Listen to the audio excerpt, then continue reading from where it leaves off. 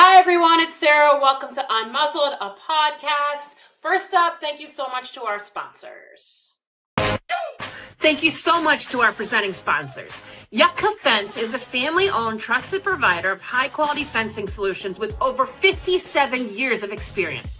They take pride in protecting what you love the most and give back to rescues, shelters, and humane societies through their partnerships. They give you a free, no-obligation estimate and use the highest quality materials. For transparency and peace of mind, visit Yucca Fence for all your fencing needs. Canine Cruise is the place to take your pet. They offer dog and cat boarding, dog daycare, pet retail, and mindful day school. Tons of indoor space with a huge yard. Canine Cruise is your one-stop shop for professional pet care in Chicago. Kiki's Corner Natural Pet Foods in downtown Winfield, just a block south of CDH Hospital and the railroad tracks.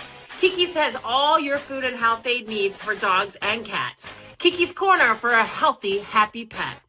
Sniffing out a new vet? Bond Vet is a new breed of vet care that offers everything from primary care to walk-in urgent care visits. And right now, they've got a special treat for our listeners. You can use code UNMUZZLED to get $50 off your pet's first visit by booking at bondvet.com. That's code UNMUZZLED at BONDVET.com for $50 off.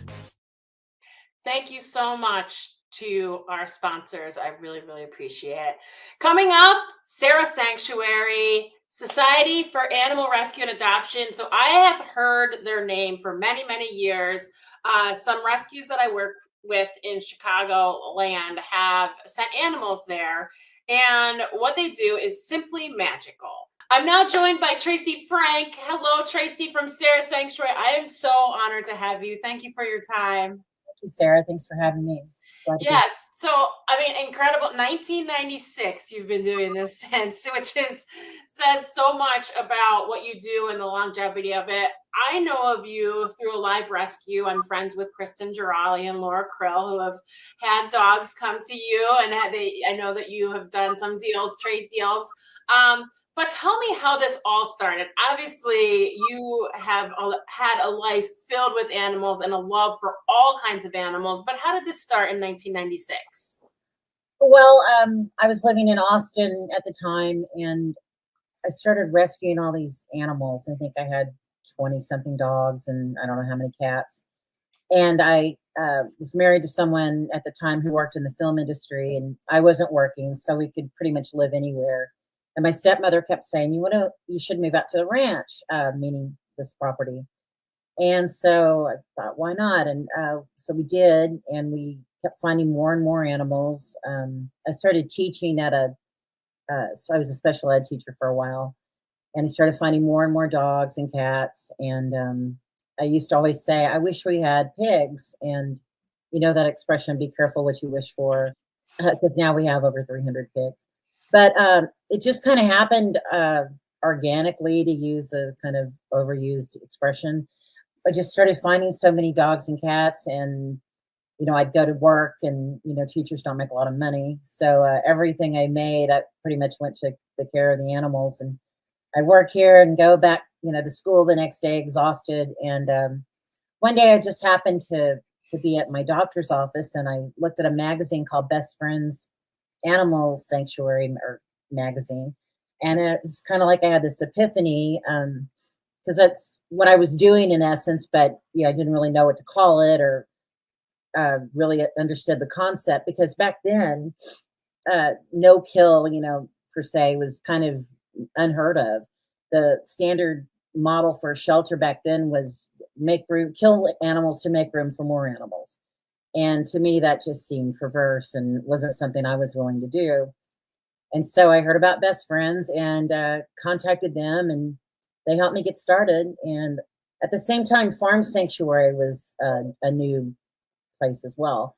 And they were kind of an inspiration too. And so we've sort of become kind of a hybrid of, we're not just dogs or a farm sanctuary, but all different kinds of animals. And amazingly, 700 animals you have right now. And I think that's like the most important thing to note, is that it isn't just dogs. And how, I mean, I'm just thinking about your daily expenses for food. How did you do this? I mean, it is phenomenal what you've built. Well, thank you. And by the way, it's more like 800 today. We've been pushed over the 200 dog mark. Yesterday, someone left 11 puppies Oh, at our gate, and they all have parvo. So oh, hopefully, they're all going to make it. But so yeah, we're closer to 800 now, over 800 animals. And that's every chicken too, and pig, dog, whatever. And you said, how do we make it work? Well, it's not easy sometimes, but we've been able to. We get a lot of donated food through our local grocer. HEB in Texas is huge, and they give us a lot of free dog food. But we have to buy all of our livestock feed. There's not a whole lot of that being donated. So yes, you see there somebody feeding pigs. We feed about 2,000 pounds of livestock and dog food every day, and hay, and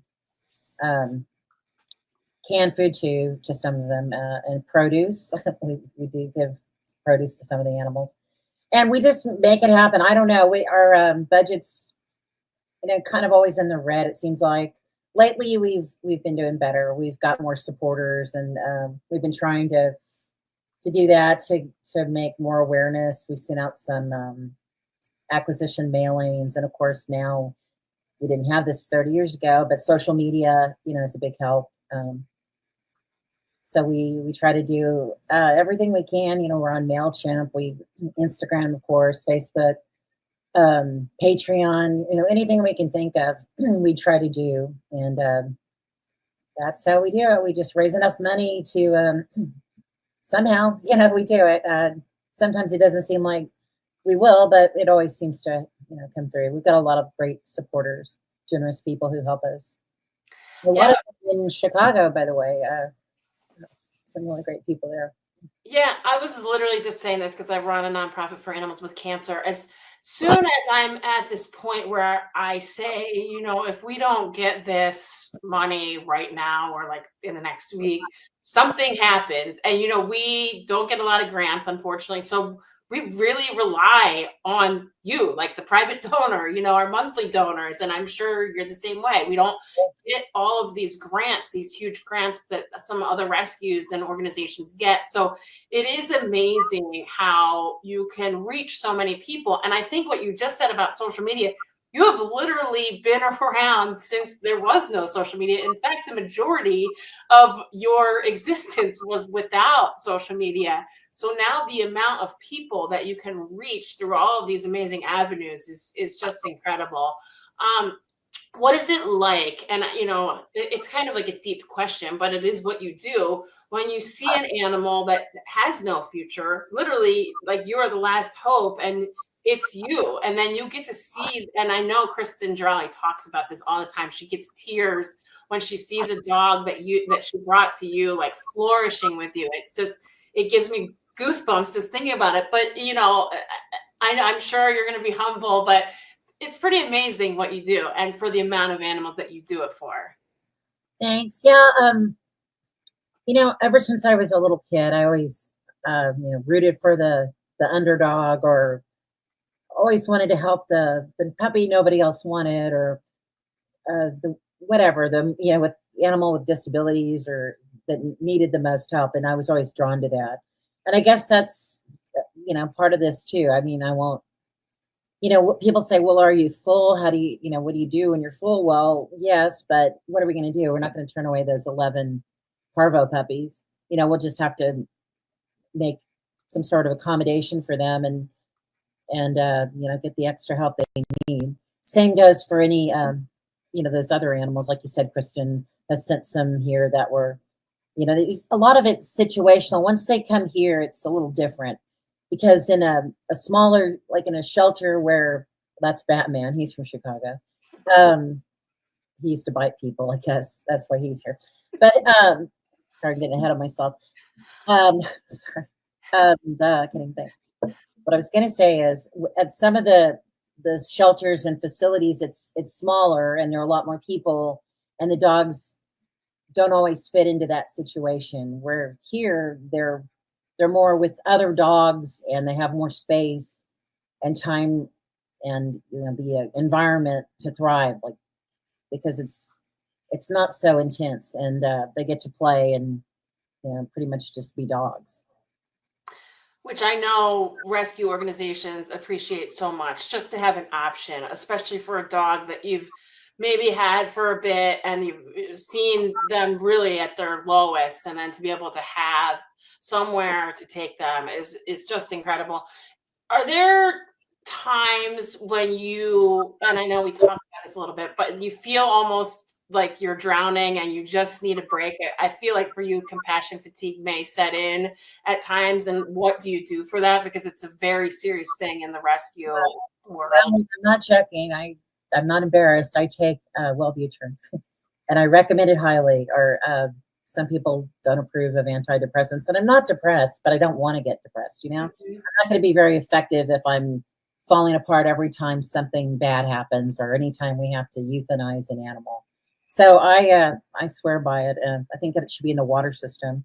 So that helps. I have a lot of good support people too. Emotional. Have a boyfriend, for lack of a better term, and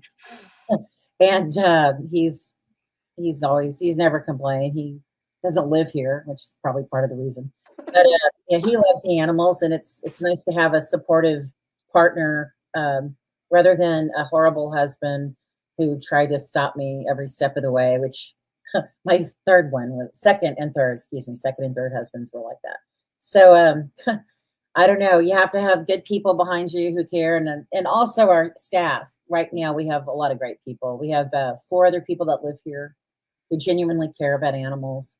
And in the past, we've had some, just dregs of society working here. And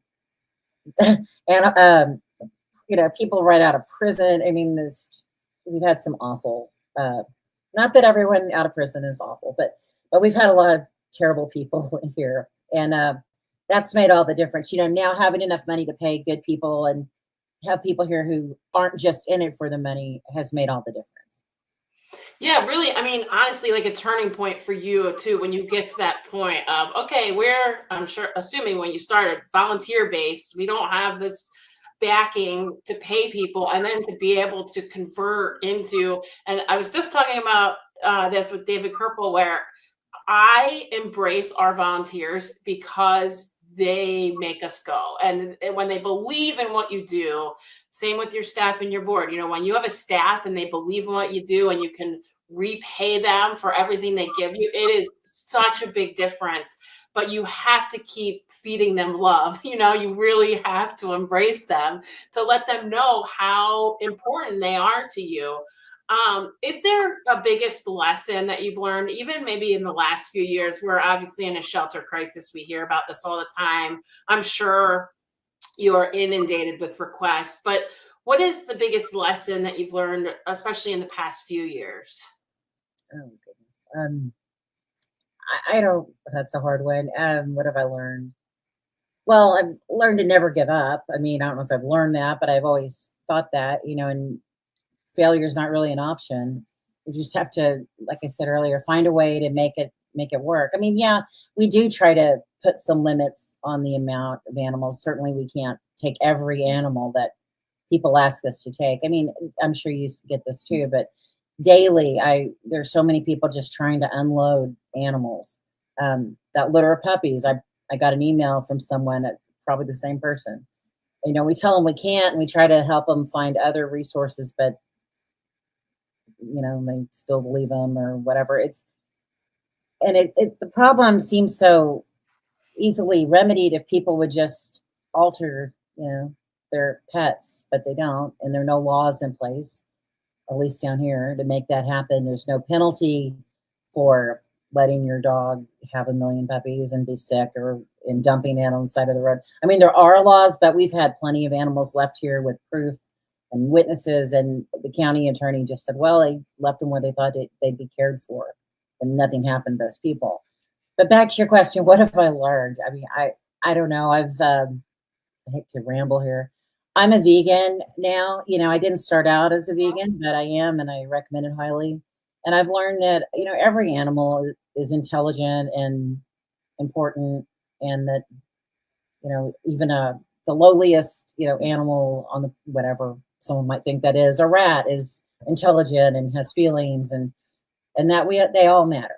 And I guess that's been my biggest lesson is just to appreciate all life and all animals. I mean, growing up, I loved animals. We had a ranch. This used to be a cattle ranch.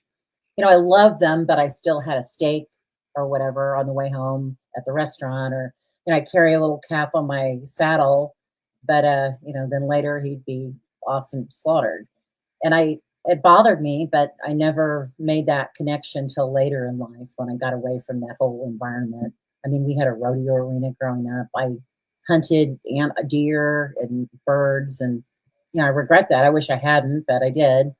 And I think like most things, you get away from your insular environment and you get out in the world and learn there are other things out there, other philosophies, and I think these animals have helped me tremendously and given my life a purpose. I know I'm getting kind of off topic here, but I've said this before. This what I do here, and I'm sure you feel this way too.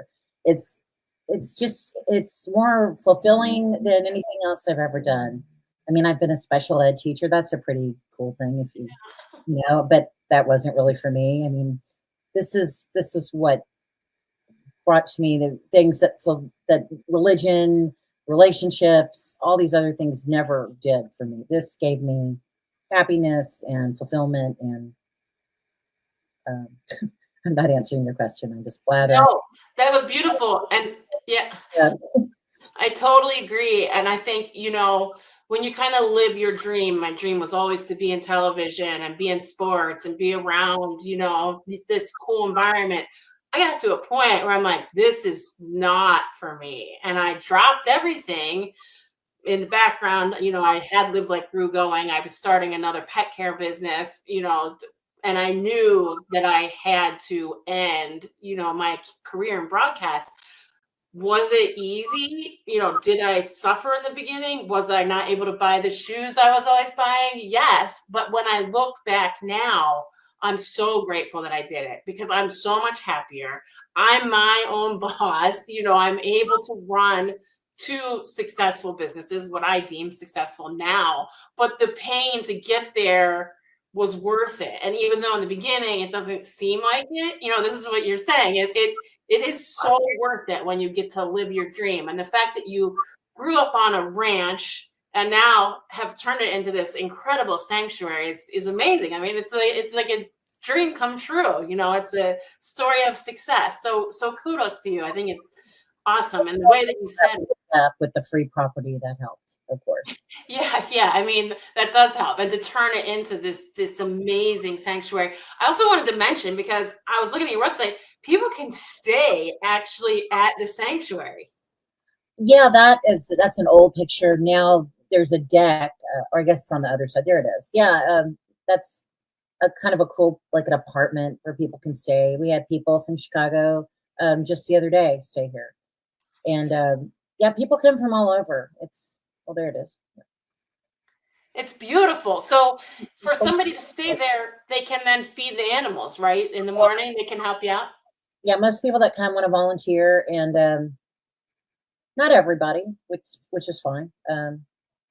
There's a television in there if you want to watch a movie, and you could have a party if you wanted to. There's a queen size bed, but you can see all those couches. There's plenty of places to sleep. We have a rollout bed, and it's pretty quiet in there. The dogs bark quite a bit, and I hear, well, my sister stayed there complaining about the roosters crowing. I'm like, oh, which most people think that's charming, but yeah, I think it's cool. It's a lot of fun. It's brilliant. I mean, honestly, it makes sense, especially, you have when Chicago is bringing rescues there, they obviously are driving. So it's nice to have a place where they can stay if they want, help you out, and obviously give back. I know this is hard. Can you look at 5-10 years ahead? Can you see yourself with, 900 animals? I'm assuming that's way beyond capacity, but what does the future look like? Well, that's I kind of approach the future with a little bit of trepidation because I'm 63 now, And, I'm pretty healthy, but, you can get old like this, you can drop dead at any minute, I guess. So I worry about the future. I worry about having someone who can take over. So I'm trying to plan for that. And, of course, the bottom line is getting enough support and money coming in so that that can be real and I won't have to worry about it. There's a person who works here now, and I'm hoping that she plans to stay here and sort of take over for me. But yeah, I don't have any kids. Not that they would necessarily want to do it anyway. Yeah, I wish I was your kid because I would want to do it. I'm probably old enough to be your grandmother. No. And by the way, let me invite you to please come down and be our guest and stay sometime if you're ever in the area. Yeah, that would be wonderful. By the way. Yeah, I'm in Chicago. I'm in Chicago suburbs. Yeah, that's how I know Kristen. So I live not far from her. Oh, cool. She's great. Yeah, the best. Cool. So thank you very much. I appreciate it. For people that want to donate, what do you need the most? I assume you have a wish list. Money always goes a long way. Monthly donation. What's the best way? Yeah, I mean, we do have a wish list. It's on our website. But yeah, cash is the bottom line. Honestly, it takes about $75,000 just to squeak by here once a month. So, wow. Yeah, that seems like a lot of money, but for other places like this, like Best Friends, by the way, that helped me get started, that regularly brings in over $100 million a year. So, the money's out there for our organizations, but it's just a matter of reaching people and getting the word out. But yeah, just visit our website and people can email me directly from there. And I'm happy to answer questions or I'm rambling again.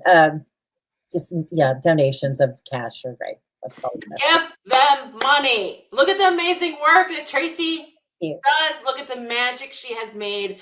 If you could only see all of the dogs that she has helped, and that's just in my little world of dog rescue. Thank you, Tracy, for everything. And thank you for taking the time. I know how busy you are, 700, 800 animals and parvo puppies right now. So thank you so much for your time. I really appreciate it. And I am definitely going to visit, and I'm also going to become a monthly donor right now. Oh, aren't you sweet? Thank you so much. Thanks, Sarah. Awesome. Everybody, Tracy, she's magical. She makes magic happen. Just incredible human being to be able to do that. I love her. Supporting sponsors, thank you. Thank you to our supporting sponsors. On the corner of Montrose and Troy in Chicago's Irving Park neighborhood, you'll find a hidden gem known as Templestowe Pub. They have a great selection of local draft beers, and the Malort is always flowing. Oh no. Join us for a charity bingo event or a tap takeover with a local brewery.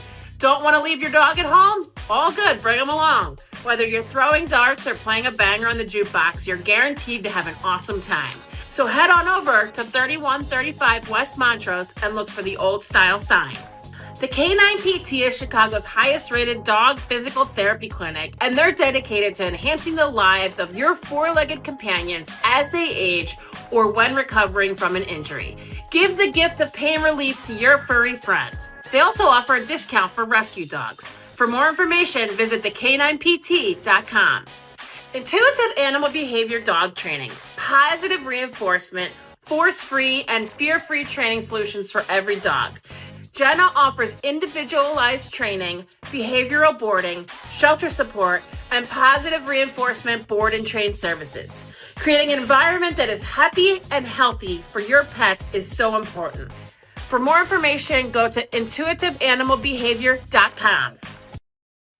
Thank you so much to Tracy. Thank you, everybody, for listening and watching. I really appreciate it. Have a great day.